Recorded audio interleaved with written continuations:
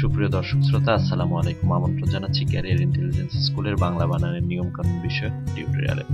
আজকে 24তম পর্ব। এই পর্বে আমরা শিখব আরও একটি গুরুত্বপূর্ণ নিয়ম। আমরা বাংলা লেখার ক্ষেত্রে বেশি শব্দটি লিখতে গিয়ে অনেকে ভুল করে ফেলি। কেউ বেশি লেখি হ্রস্বইকার দিয়ে, আবার কেউ লেখি দীর্ঘইকার দিয়ে। কিন্তু আসলে দুটি বিষয় দুইভাবে ব্যবহার হয়। যেমন ধরুন, আমরা যেখানে সংখ্যা অর্থে ব্যবহার করি যে অনেক বেশি, বহু বা অনেক, এই অনেক অর্থে যদি ব্যবহার হয় তখন সেক্ষেত্রে আমরা হ্রস্বইকার ব্যবহার করব। অনেক অর্থে,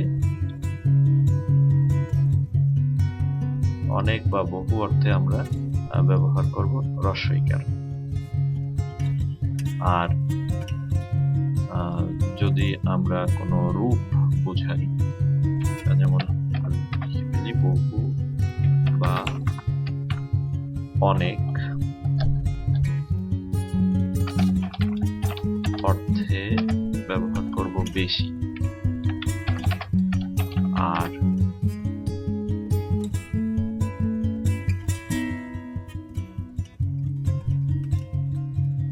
শব্দের শেষে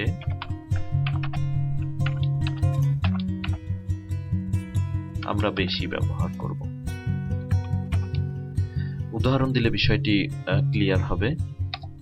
যেমন ধরুন, অনেক বেশি আম,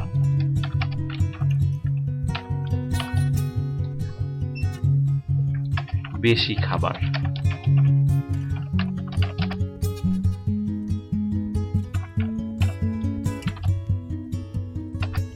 বেশি করে নিয়ে আসো, বেশি করে নিয়ে আসো।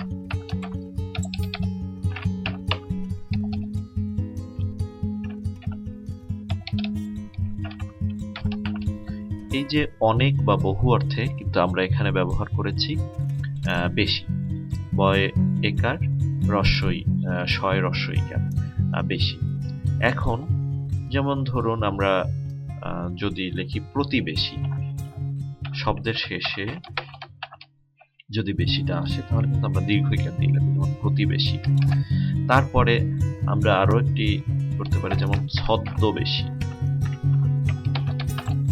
ছদ্মবেশী, কারো রূপ ধরে আসা, তো সেক্ষেত্রে আমরা দীর্ঘইকার ব্যবহার করেছি। তো তার মানে যদি আমরা বহু বা অনেক অর্থে ব্যবহার করি তাহলে সেক্ষেত্রে আমরা বেশি শয় হ্রস্বইকার ব্যবহার করব।